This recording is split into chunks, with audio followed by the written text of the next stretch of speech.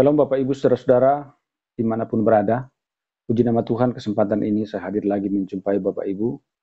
Semoga saudara semua tetap dalam keadaan sehat dan terus diberkati oleh Tuhan. Kesempatan ini kita akan dengarkan kesaksian yang sangat luar biasa dari seorang Bapak Muslim, yang mana beliau adalah cucu dari pemilik pesantren dan juga sekaligus dia dibesarkan di lingkungan pesantren. Sungguh sangat luar biasa bahwa ia boleh dijamah oleh Tuhan, dipanggil oleh Tuhan, diselamatkan oleh Tuhan. Dia sudah temukan kebenaran sejati. Dia tidak akan binasa, melainkan beroleh hidup yang kekal. Untuk lebih lengkapnya kita saksikan bersama-sama.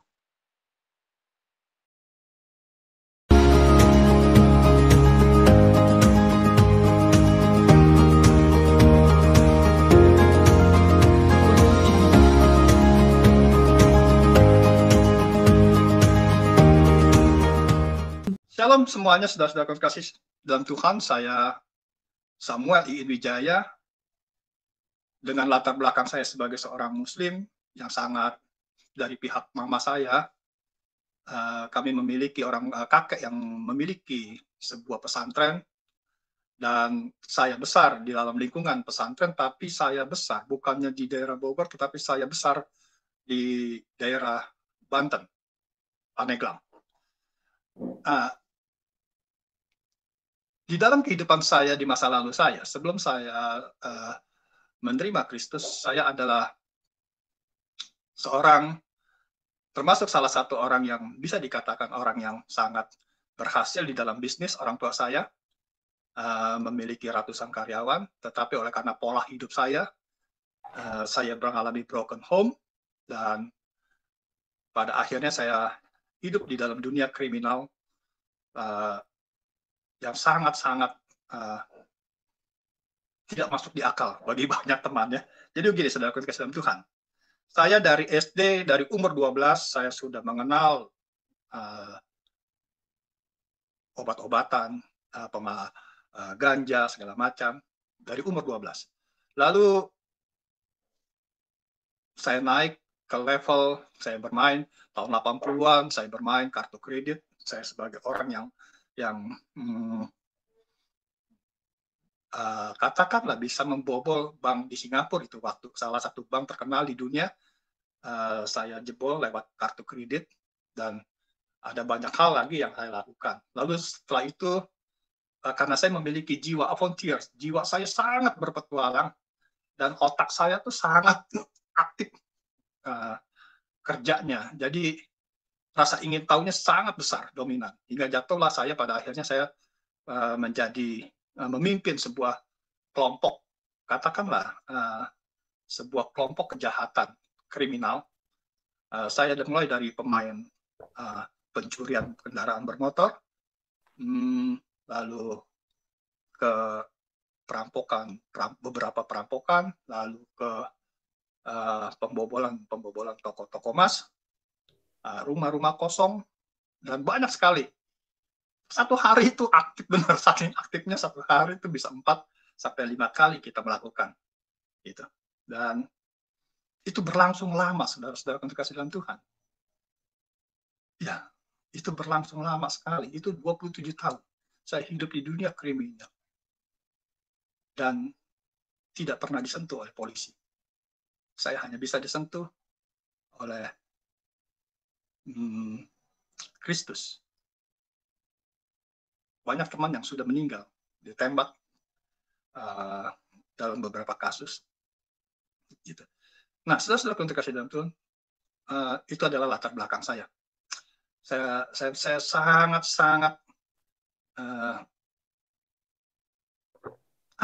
sangat kok bisa gitu, ada manusia seperti saya gitu. Ya, benar-benar kalau teman bilang tuh lemah iman, bejat moral. Kehidupan yang sangat-sangat, kalau kotor masih bisa, lebih daripada itu. Ya. Nah, lalu suatu hari, ini adalah latar belakang daripada background saya, kehidupan saya. Lalu suatu hari saya mengalami sebuah mulai menapak suatu jalan yang sebenarnya saya tidak mengerti gitu. Di mana itu waktu istri saya sedang mengantarkan temannya sakit ke rumah sakit untuk periksa kandungan. Tapi di sana justru istri saya yang diperiksa dan dokter memvonis dia gitu, mempunyai tumor di bagian kandungannya. Nah, setelah itu saudara-saudara kasih dalam Tuhan, saya mulai merasakan sesuatu yang saya bisa melakukan segala sesuatu. Saya bisa melakukan, saya nggak takut melakukan satu jenis perampokan yang dikelilingi oleh banyak. Saya punya satu keyakinan, saya tidak bisa disentuh oleh mereka. Nah, memang kenyataannya begitu, saudara. 27 tahun saya tidak pernah bisa disentuh. Nah, lalu perasaan kosong itu yang membuat saya mulai bertanya-tanya, gitu. Ada tantangan apa lagi dalam hidup ini? Sehingga suatu hari ada seorang yang ketika istri saya sakit semakin parah, akhirnya ada seorang wanita yang kenal sama saya, yang mengajak saya ke sebuah gereja yang mengutamakan perjamuan kudus dan minyak urapan pada itu waktu. Lalu pergilah saya dengan tujuan agar istri saya sehat, pulih kembali gitu. Lalu berjalannya waktu, untuk menghemat waktu ya, berjalannya waktu istri saya sembuh dan saya mulai merasakan adanya satu keanehan gitu. Saya bisa menyanyikan sebuah lagu yang sama sekali saya tidak pernah belajar. Lagunya Bapak Kami. Saya juga sekarang sudah mulai lupa itu lagu, saudara ketika dalam Tuhan, karena sudah lama sekali itu. Terima kasih Bapak, terima kasih Bapak. Nah itu saya bisa menyanyikan lagu itu dengan tanpa ada pengajaran dari mana-mana. Nah itu berlangsung seperti biasa aja gitu. Jadi kalau saya lagi gundah, saya bisa menyanyikan lagu itu. Ada ketenangan. Nah setelah itu tetap dalam kehidupan sehari-hari saya tetap melakukan perkara-perkara kriminal. Sehingga suatu hari ketika saya dapat order untuk melenyapkan seorang bandar judi. Tiba-tiba 1 minggu sebelum saya berangkat, tiba-tiba saya jatuh dari atas 5 meter, jarak 5 meter saya jatuh, dan kaki saya bengkak, sehingga order untuk melenyapkan orang itu tidak bisa saya laksanakan, karena kaki saya bengkak sekali. Nah lalu, sejak saat itu, terus di hati kecil ini ada sesuatu yang apa ya, rasanya aneh aja gitu. Hingga saya mengabaikan aja. Lalu pada suatu hari, saya mengalami satu penyakit. Paru-paru saya pecah. Di rumah saya mengumpulkan semua penjudi. Judi ayam, judi kartu, semua. Tiap hari di rumah saya kumpulkan orang-orang yang itu. Nah, tiba-tiba saya menderita sakit. Paru-paru saya pecah. Nah, akhirnya saya dibawa ke dokter dan dioperasi. Setelah 16 hari di rumah sakit, saya sembuh, dibawa pulang. Tapi penyakit ini sebenarnya tidak bisa dikatakan sembuh. Penyakit ini hanya jadi paru-parunya hanya ditambal. Dan itu tidak ada obatnya. Sampai hari ini tidak ada obatnya. Lalu beberapa bulan kemudian, ya, pecah kembali paru-paru itu. Paru-paru itu pecah. Lalu saya dioperasi dan saya 26 hari di rumah sakit. Dan pada hari itulah saya mengalami terkontaminasi virus yang sangat jahat, bakteri. Pada saat saya mau buka lab paru-paru saya di dalam perjalanan antara kamar tidur saya, kamar di rumah sakit, ke tempat buka lab itu ternyata banyak bakteri. Sehingga tubuh saya suhunya panas sekali, dan itu cepat sekali kejadiannya. Dan dokter mengatakan, salah satu dokter spesialis di rumah sakit di Jakarta mengatakan bahwa saya akan hanya punya waktu 1 bulan, harus mati lah. Dan kemudian saya disuruh pulang karena rumah sakit tidak bisa berbuat apa-apa lagi. Dan saya pulang ke rumah dengan segala kelemahan yang ada. Sulit sekali napas, ya, sangat sulit sekali. Tidak boleh banyak bergerak, nggak boleh ada emosi, marah, senang, tidak boleh. Ya, gitu. Untuk ngangkat beban 5 kilo pun tidak boleh. Banyak hal yang tidak boleh. Mandi cepat nggak boleh, mandi air cepat gitu, biu-biu nggak boleh. Pokoknya banyak sekali hal-hal yang tidak boleh dilakukan oleh saya.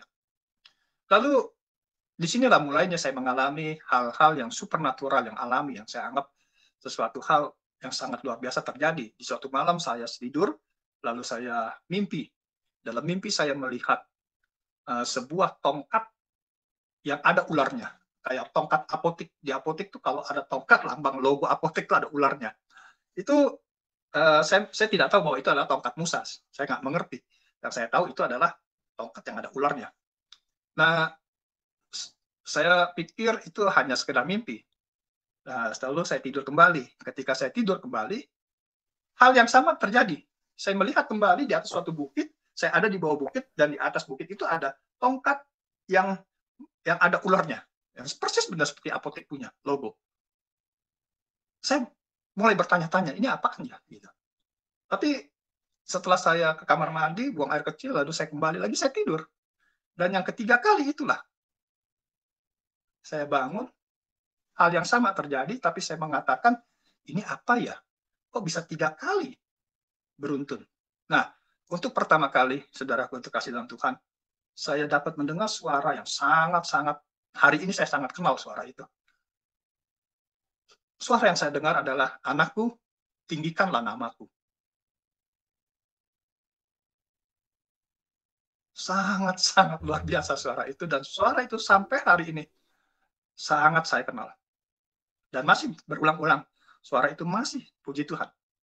Nah, setelah itu karena saya tidak mengerti, saudara kasih dalam Tuhan, saya tidak mengerti apa yang terjadi dalam kehidupan saya, ya, mimpi-mimpi itu, karena saya nggak mengerti, dan karena saya juga banyak teman dari lingkungan penjudi-penjudi, hingga salah satunya ada orang Manado yang ketika saya bercerita tentang mimpi saya, karena dia orang Kristen, ya, lalu dia memberikan sebuah Alkitab kepada saya.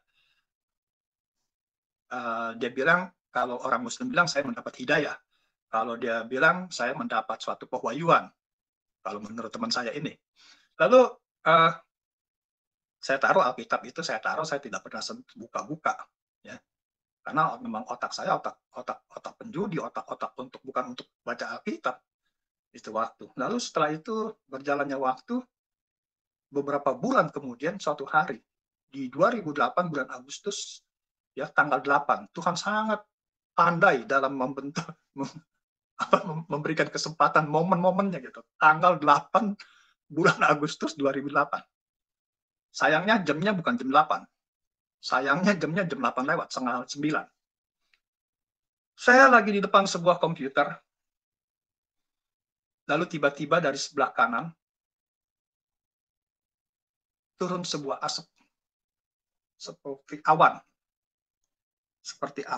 Seperti asap tuh kalau orang merokok dengan pakai Vive itu ya, Pave, itu kan asapnya banyak begitu. Nah, seperti itulah, turun dari atas, dia terus ke bawah, dan dia melilit kaki saya dari bawah. Terus naik, melilit hingga ke bagian kepala. Asap itu menyelubungi saya. Dan saya menangis untuk sesuatu yang tidak saya mengerti. Saya menangis sampai ingus keluar untuk sesuatu yang tidak saya mengerti. Kenapa saya menangis? Dan untuk kedua kali, saya mendengar suara itu. Anakku, beritakanlah damaiku kepada yang jauh dan yang dekat. Perhatikan, beritakanlah damaiku kepada yang jauh dan yang dekat. Setelah itu tidak ada suara apa-apa. Sakit penyakit tetap saya masih rasakan.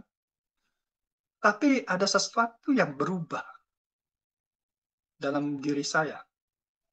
Ada satu kekuatan yang tidak saya sadari, yang memampukan saya dalam banyak hal, dalam kegiatan. Hari lepas hari saya semakin enak, tapi tidak sembuh. Tetap dalam kondisi parah. Kalau parah, tingkat parahnya kalau kita ambil dalam skala 1 sampai 10, dari skala 9 parahnya ya turun hingga skala 6 gitu. Lalu dari situ di suatu malam, dan ini adalah kejadian supernatural yang ketiga kali. Setelah saya melihat tongkat Musa, lalu saya diseliputi awan, dan ini adalah yang ketiga kali. Satu malam saya ingin kencing dan saya terbangun, tiba-tiba saya melihat Alkitab yang dari teman saya situ sudah ada di sebuah meja di mana tempat saya biasa membaca. Sudah tergeletak di situ. Sementara saya dari sore itu Alkitab itu nggak pernah disentuh, itu adanya di tumpukan buku. Dan setelah itu saya ngambil pusing karena saya ngantuk ya, kembali tidur. Tapi di situ saya nggak bisa tidur, saudaraku terkasih dalam Tuhan, saya tidak bisa tidur sama sekali. Dan ini seperti ada yang menggerakkan dan menekan untuk melihat kepada Alkitab di atas meja itu. Lalu dengan sangat terpaksa, saya duduk, saya buka Alkitab itu. Ya, saya buka dari awal, dari kitab Kejadian, saya buka. Dan hanya 5 menit, saya sudah ngantuk, tidur. Saya baru tahu tuh Alkitab ternyata ada obat tidurnya tuh. Dan saya tidur, lalu udah. Nah, sejak saat itu, saudaraku terkasih dalam Tuhan, selama 8 bulan, saya mengalami sebuah sekolah, sebuah homeschooling dari Roh Kudus.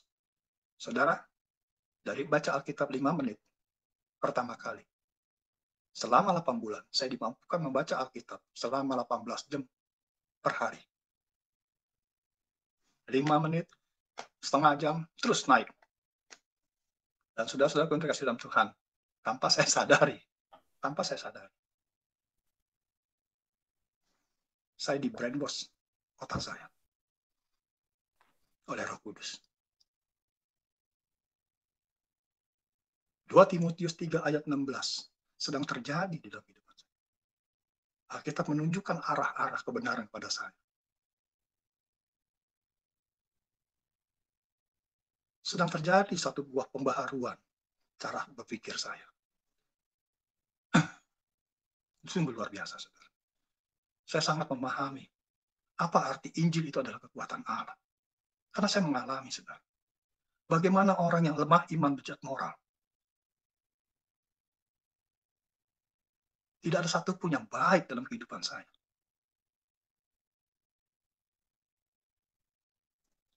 Saya bisa mengerti kebenaran. 8 bulan saya dididik secara khusus oleh Roh Kudus tentang kebenaran.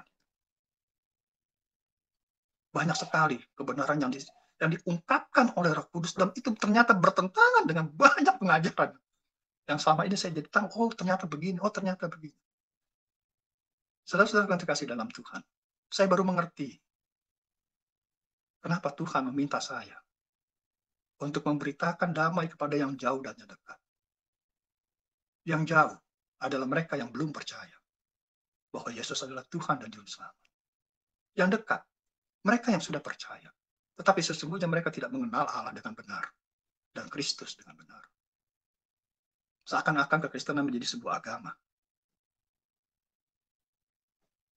Sehingga hari ini, saudara-saudara yang terkasih dalam Tuhan, saya harus mengatakan kepada saudara bahwa saya tidak pernah memiliki seorang mentor pun. Ya. Tapi puji Tuhan, saudara yang terkasih dalam Tuhan. Puji Tuhan. Saya banyak teman-teman, teolog-teolog yang menjadi teman-teman saya. Dan saya selalu share kepada mereka apa yang saya dapati. Apa yang Roh Kudus singkapkan kepada saya. Saudara-saudara yang terkasih di dalam Tuhan. Itu adalah bagaimana Tuhan memproses saya Dan kebenaran itu sungguh sangat memerdekakan saya. Sehingga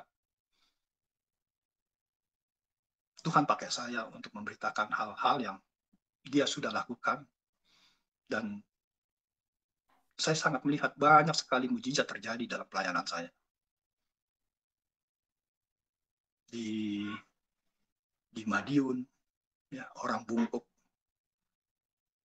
dia bisa berjalan, berdiri dengan tegak. Orang lumpuh, orang yang telinganya tidak bisa mendengar. Bahkan 2 kali saya diberi kesempatan oleh Tuhan untuk melihat orang mati dibangkitkan.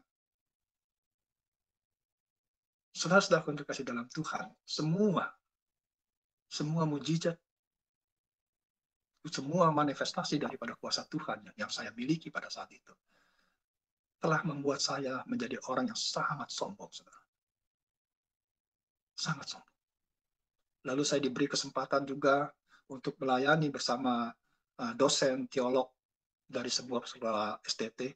Saya dibawa kemana-mana melayani gereja-gereja besar di Jakarta, dan setelah beliau berkhotbah, saya yang mendoakan.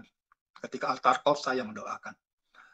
Saya hanya mengatakan, Tuhan, inilah saatnya aku mempermuliakan Engkau. Maka manifestasi roh banyak yang terjadi. Saudara-saudaraku yang terkasih dalam Tuhan, puji Tuhan saya juga sempat beberapa lama diberi kesempatan untuk mengajar di sebuah gereja bagaimana melepaskan kuasa daripada Tuhan di dalam hidup kita. Pengajaran di dalam pelayanan saya lebih banyak berbicara tentang karakter Kristus yang ada dalam kehidupan kita. Manusia rohani. Tuhan sangat memberikan saya hikmat di dalam hal itu.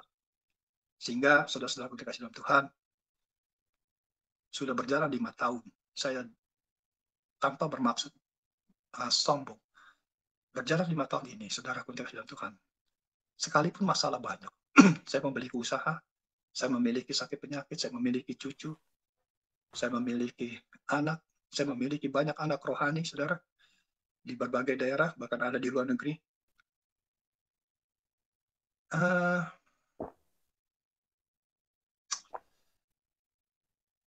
Itu semua adalah anugerah. Semua adalah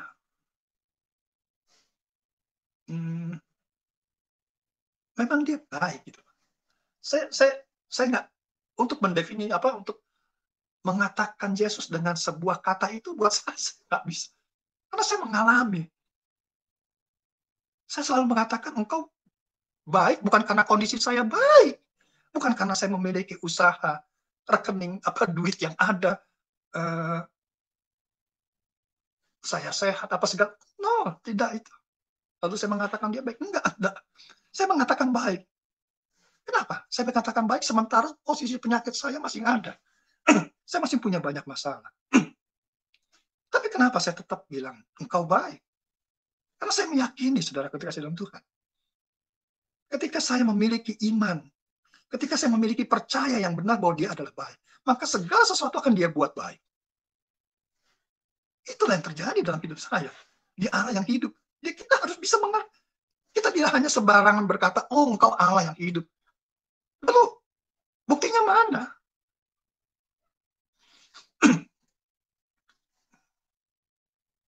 Sangat puji Tuhan. Lalu Tuhan setelah itu Tuhan izinkan saya untuk menjadi seorang penginjil. Saya single fighter. Kalau teman-teman bilang saya ini single fighter, saya kemana-mana sendiri. Ya.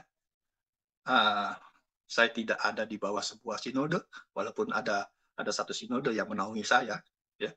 Tetapi saya tidak terikat di dalamnya dengan segala peraturan yang ada. Ya. Saya hanya pergi dari satu tempat, itu pun dengan cara yang unik. Ya. Saya tidak pernah diundang, saya hanya menunggu surat tugas dari surga. Kamu berangkat ke A, kamu berangkat ke B, kamu berangkat ke C, tanpa ada kenal. Ya. Tanpa ada kenal. Saya hanya berangkat dengan semuanya dengan biaya sendiri, pribadi. saya pergi dari satu tempat ke tempat, dari di mana saya puji Tuhan, Tuhan selalu buka pelayanan saya, sehingga banyak gereja yang bisa menerima saya. Dan terlebih-lebih saya bangga melihat betapa Tuhan bekerja dalam pelayanan saya. Saudara-saudaraku yang terkasih dalam Tuhan, inilah kesaksian saya. Saya percaya bagi yang sudah menerima Kristus, menjadi orang percaya, bahwa segala sesuatunya telah tersedia bagi kita. Ya. Segala sesuatu, apa yang kita butuhkan, telah Tuhan sediakan bagi kita. Alkitab mengatakan bahwa segala sesuatu telah disediakan bagi kita untuk kehidupan saleh. Saya percaya kita sebagai orang yang sudah dibenarkan oleh darah Kristus, ya, dan kita memiliki pikiran seperti Kristus, ya, maka saya percaya sebagai orang benar, kita akan berperilaku benar, akan berkata benar, dan perbuatan kita pun akan benar. Karena kepercayaan yang salah akan menghasilkan tindakan-tindakan yang salah. Ada sebuah hasil survei, saudara-saudara yang terkasih dalam Tuhan, ada sebuah survei ya, rohani di Amerika yang menghasilkan itu waktu yang menghasilkan begini, 82,5% umat Kristiani tidak mengenal Allah dengan benar. Ada juga bapak-bapak gereja modern yang mengatakan demikian, yang sependapat. Malah ada sebuah survei yang mengatakan sampai 87% orang Kristen itu sesungguhnya tidak mengenal Allah yang dia sembah.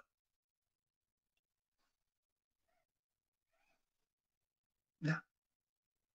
Saya ingin dalam kesempatan ini saya hanya ingin memberi sebuah contoh kepada saudara betapa kayanya kekristenan itu.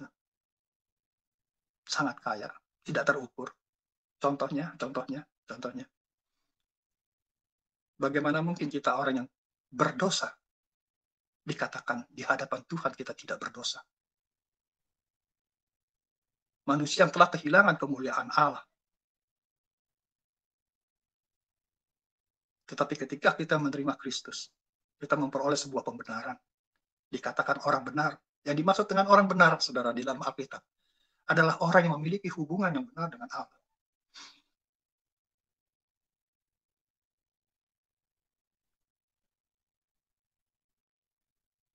Dunia menuntut kita untuk berbuat baik agar supaya kita dikatakan orang benar. Tetapi kekristenan, saudaraku yang terkasih dalam Tuhan, sebagai orang benar, adalah sesuatu yang lumrah untuk berbuat hal-hal yang benar. Keren kan, saudara? Saudara melakukan hal-hal yang baik, saudara melakukan hal-hal yang benar. Bukan untuk dikatakan sebagai saudara orang yang benar, tetapi sebagai gaya hidup saudara sebagai orang benar. Orang yang sudah dibenarkan oleh darah Yesus, orang yang sudah dikuduskan oleh persembahan tubuh Kristus. Sesuatu hal yang ideal, sesuatu hal yang sangat wajar ketika kita memiliki perbuatan yang benar. Namun kenyataan, saudara-saudara yang terkasih dalam Tuhan, coba kita perhatikan. Gereja gagal untuk mengubah dunia, tetapi dunia berhasil mengubah gereja. Saudaraku yang terkasih dalam Tuhan, mari kita lihat identitas kita di dalam Tuhan. Kita berbeda dengan dunia. Tuhan sendiri yang mengatakan bahwa kita berasal dari atas.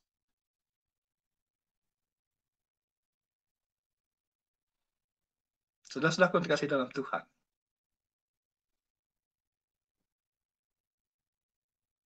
ada sebuah ayat yang Tuhan singkapkan kepada saya yang mengubah pandangan saya terhadap Kristen. Yohanes 3 ayat 16. Sedemikian besar kasih Allah akan dunia ini. Akan dunia ini. Sedemikian besar kasih Allah akan dunia ini. Tuhan nggak mengasihi orang Kristen aja, saudara. Tuhan mengasihi seluruh agama. Bagi mereka yang percaya akan memperoleh hidup yang kekal. Itu waktu saya bertanya-tanya, kenapa tidak dikatakan memperoleh surga? Ketika saya percaya, kenapa saya tidak memperoleh surga? Tetapi ketika saya percaya, Alkitab mengatakan, Tuhan sendiri yang mengatakan, memperoleh hidup yang kekal. Saya dari situ, saudara, untuk kasih dalam Tuhan. Semua pemahaman saya tentang kekristenan berubah. Lalu saya mencari tahu apa itu hidup yang kekal yang dimaksud oleh Tuhan Yesus ketika dia berbicara di ayat itu. Hingga saya dibawa oleh Roh Kudus, Roh kebenaran itu, saudara, untuk kasih dalam Tuhan. Bahwa kehidupan yang kekal adalah mengenal Allah yang benar dan Kristus Yesus anaknya yang tunggal. Perhatikan, tunggal. Sebelum ada kematian di atas kayu salib, Yesus dikatakan anak yang tunggal. Tetapi ketika Tuhan Yesus mati buat kita, mati bersama kita sesungguhnya, maka dikatakan dia anak yang sulung. Wow, saudara, kasih dalam Tuhan. Apa kehidupan yang kekal? Mengenal Allah yang benar. Mengenal anaknya yang tunggal. Lalu siapa kehidupan yang kekal itu? Alkitab mencatat kehidupan itu. Kalau kita belajar Alkitab, saudara, hidup yang kekal dengan kehidupan yang selama-lamanya itu dua hal yang berbeda. Kehidupan, hidup yang kekal itu berbicara, merujuk kepada Kristus. Kristus, Yesus adalah hidup, sang hidup yang kekal. Hidup yang kekal tidak berawal, tidak berakhir. Tetapi kehidupan selama-lamanya berawal, namun berawal tapi dia tidak berakhir. Ayo, saudara, yang terkasih dalam Tuhan. Jangan jadi orang Kristen yang biasa-biasa. Iya, bagaimana kita bisa menjadi orang Kristen yang biasa, saudara? Tuhan taruh rohnya dalam kehidupan kita. Kita menyatu dengan Tuhan ketika kita menerima Kristus, saudara, yang terkasih dalam Tuhan. Baik yang jauh maupun yang dekat. Saya ingin mengatakan demikian. Ketika kita menerima Kristus, kita percaya bahwa dia adalah Tuhan dan Juru Selamat kita. Kita mengaku dan percaya. Yang terjadi adalah roh yang mati dibangkitkan. Roh kita menjadi satu dengan roh dia. 1 Korintus 6 ayat 17. Lalu dibateraikan oleh Roh Kudus. Kehidupan Kristus hidup di dalam hidup kita. Sehingga Paulus mengatakan, aku hidup bukan lagi aku yang hidup, tapi Kristus yang hidup. Kemenangan apa yang kita peroleh di dunia ini? Bagaimana kita bisa mengalahkan dunia? Iman kita. Lalu kenapa banyak orang Kristen yang hidupnya terpuruk, saudara? Karena dia tidak mengenal jati dirinya dia di dalam Tuhan. Roh yang tidak terbatas itu ada dalam diri kita. Ada kuasa di mulut kita. Alkitab mencatat, saudara, yang dalam Tuhan. Bukan apa yang kamu pikirkan yang terjadi, tapi apa yang kamu katakan itu yang terjadi.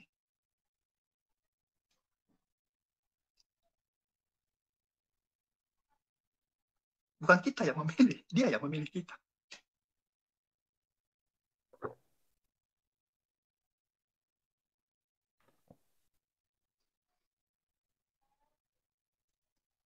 Saudara-saudara yang dikasihi dalam Tuhan, saya sangat bangga menjadi orang Kristen.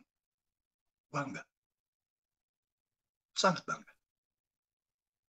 Dan saya ingin mengatakan apa yang tadi saya katakan, saudara. Bahwa 5 tahun ke sini, saya hidup di bumi seperti di surga. Ingat, bukan tanpa ada masalah. Ada Tuhan, ataupun tidak ada Tuhan, masalah tetap ada. Tetapi ketika Tuhan mengubah cara kita berpikir,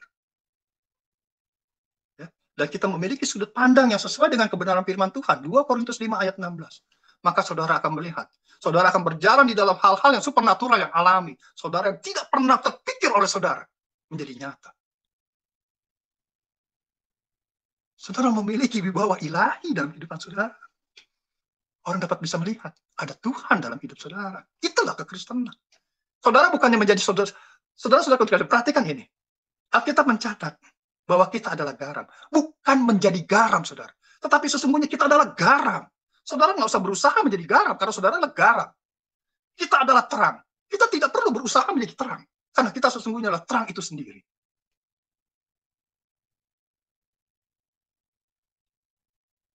Kalau garam nggak bisa dirasakan, sayang, saudara. Ayo, dalam jangka waktu yang pendek ini, saya rindu saudara menyadari identitas rohani saudara di dalam Kristus. Saudara yang lama sudah mati. Ketika saudara masuk air, manusia lama saudara mati. Ketika saudara keluar dari air, saudara memiliki kebangkitan Kristus dalam kehidupan saudara. Saudara memiliki hidup yang baru.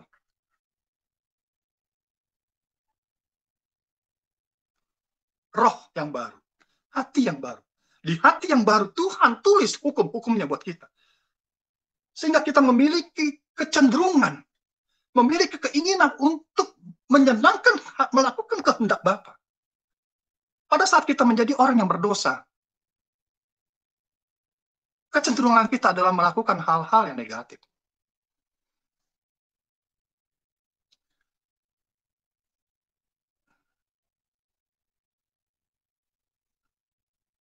Sudah banyak, saudara, sudah banyak saya melihat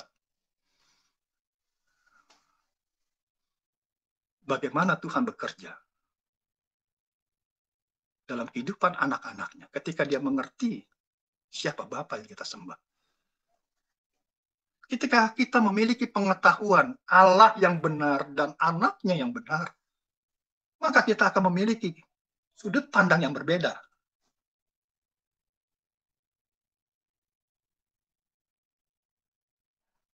Kita dilahirkan kembali. Yang lahir dari daging-daging, yang lahir dari roh-roh. Kita dilahirkan kembali untuk berkuasa. Come on, ayo, bangkit saudara. Kita bukan berasal dari bawah, kita berasal dari atas. Kita memiliki roh yang tidak terbatas. Tuhan sudah melakukan segala sesuatunya buat kita, saudara. Kalau kita belum mendapatkan, kita belum dapat berjalan dari satu kemuliaan ke kemuliaannya, saudara. Itu semata-mata karena kita tidak mengenal Dia dengan benar.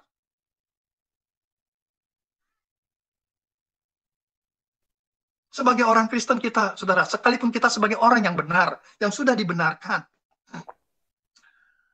kita masih bisa berbuat dosa. Tapi pertanyaannya, kenapa sebagai orang benar, kita masih bisa berbuat dosa? 1 Yohanes 2 dengan sangat jelas bahwa kita sebagai orang benar, kita masih bisa berbuat dosa. Karena yang mati itu adalah manusia berdosa, bukan perbuatan dosa. Kita mati di atas kayu salib sebagai manusia berdosa. Roma 6 ayat 11, Roma 6 ayat 12 dikatakan demikian.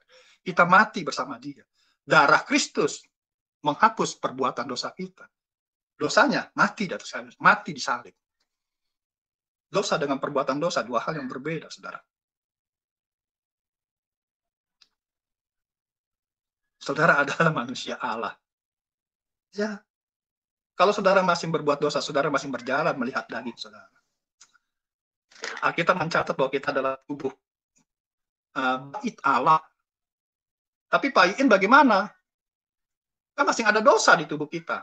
Ya, kalau saudara parkir saudara tiduran di garasi saudara tidak berubah menjadi mobil kan? Sekalipun ada kuasa dosa dalam daging kita. Tapi di mata Tuhan, saudara-saudaraku dikasih dalam kita adalah ciptaan yang baru. Tubuh kita hanya sebuah baju bagi manusia roh kita.